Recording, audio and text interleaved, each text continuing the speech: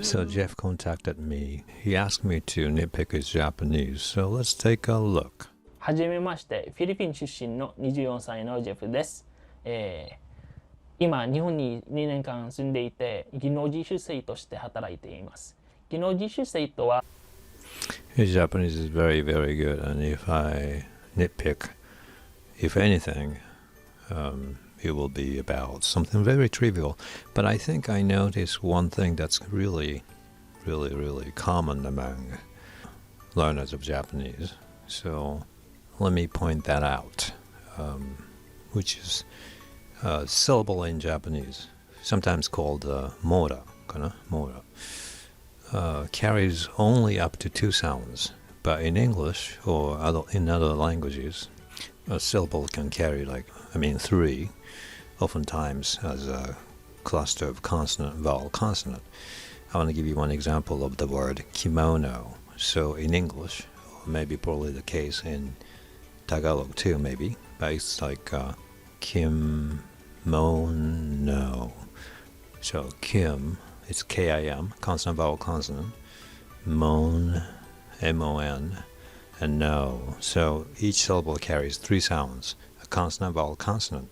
In Japanese, it's a lot more crisp and choppy. So it's really kimono, like ki, like K-I. So it's consonant, vowel. Mo, no, kimono. So you really have to be choppy.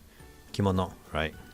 It's all in book Eigo Nodo, and it's all written in Japanese. But anyway, in places I see you read kind of in a liquidy way or fluid way like English or maybe Tagalog or whatever you speak in the Philippines.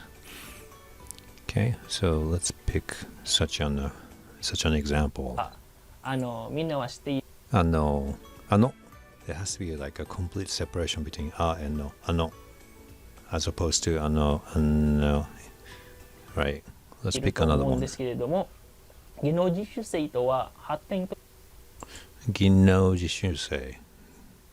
You want to be choppy so that it's crystal clear that each syllable is like 技能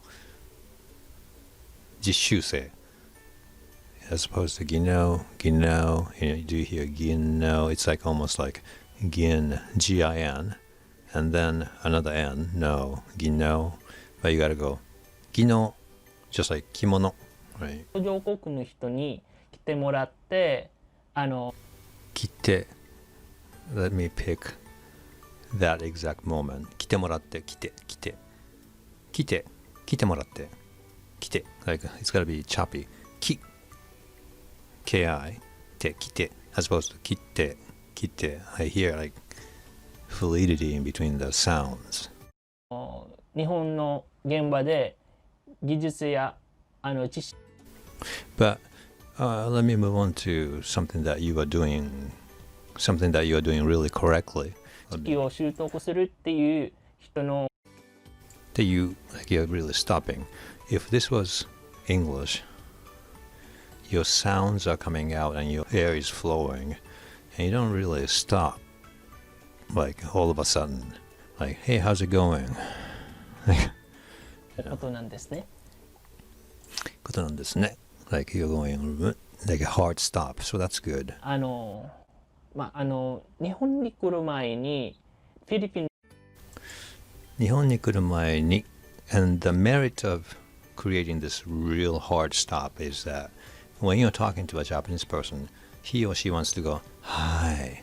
日本に来るときに and then they go, like they can really respond to your hard stops with nodding and 相づち.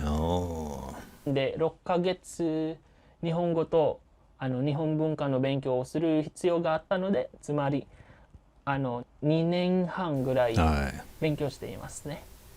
で、そうですか。日本に来た時は、日本に来た時は he makes this hard stop, so I can go, so that may be something that a lot of learners of Japanese may not be doing, and this is very important because if you're not making that like small stops in between your utterances, you sound like you're not really interested in communicating with Japanese people. So I would say these stops are so crucial, important to let Japanese people know that I'm thinking about you, I'm communicating with you, and I know you want to say, really kind of equivalent in Japanese. Okay? But anyway, yeah, you're doing this thing very, very correctly. It's just that, like I said, you have to be choppy with every sound you make. Okay?